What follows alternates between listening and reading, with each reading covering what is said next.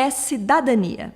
Cidadania é um daqueles conceitos que é melhor entendido quando se pensa na sua ausência. Como é a vida quando não se tem cidadania? Antigamente, a forma mais comum de governo era a monarquia, com todos os poderes concentrados no rei, que era soberano, ou seja, aquele que tinha todo o poder sobre um povo. Isso era tão forte que houve um rei na França, o Luís XIV, que disse: "O Estado sou eu." E ele tinha razão. Naquela época e com aquele tipo de governo, a relação entre governante e governados era totalmente desigual. Os governados eram apenas súditos, e o significado dessa palavra é aqueles que estão sob a vontade de outro. Então, a vontade do rei era a lei. Aos súditos só cabia obedecer a ele, ao rei, que teoricamente sabia o que era melhor para todos.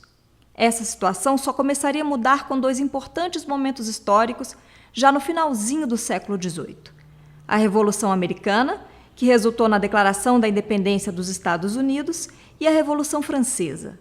Esses movimentos foram marcados pelo desejo que a população desses países tinha de reivindicar o exercício da própria soberania. Por isso mudaram a história da humanidade e deixaram uma herança muito importante em forma de valores, ideais, tradições e documentos, como a Declaração dos Direitos do Homem e do Cidadão, produzida pelos revolucionários franceses.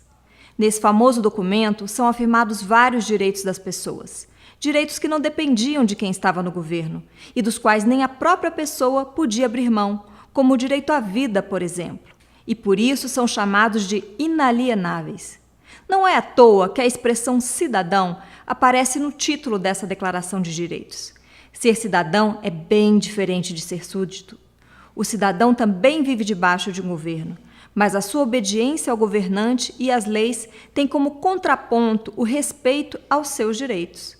Não há cidadania quando só há deveres a cumprir, como era o caso dos súditos, mas também não há cidadania só com direitos.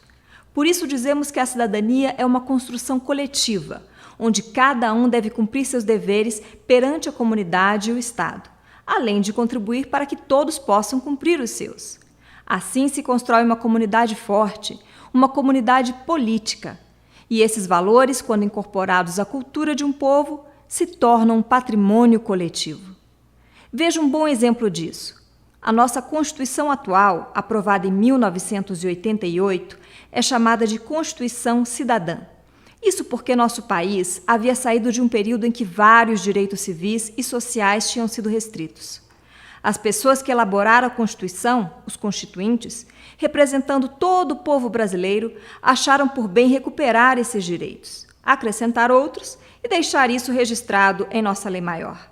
Quando tiver uma oportunidade, leia os artigos 5º e 6º da nossa Constituição e fale sobre eles com seus amigos. É o artigo 5º, por exemplo, que garante a igualdade de todos perante a lei e o direito inviolável à vida, à liberdade, à igualdade, à segurança e à propriedade. É importante ressaltar ainda que o bom cidadão deve participar ativamente dos assuntos do governo. Isso se chama cidadania ativa. No exercício da sua cidadania, a pessoa age em prol do bem comum, pois os problemas da comunidade afetam a todos. Vale lembrar que o termo cidadania tem outros significados também, entre eles o de definir a condição de membro de um Estado-nação.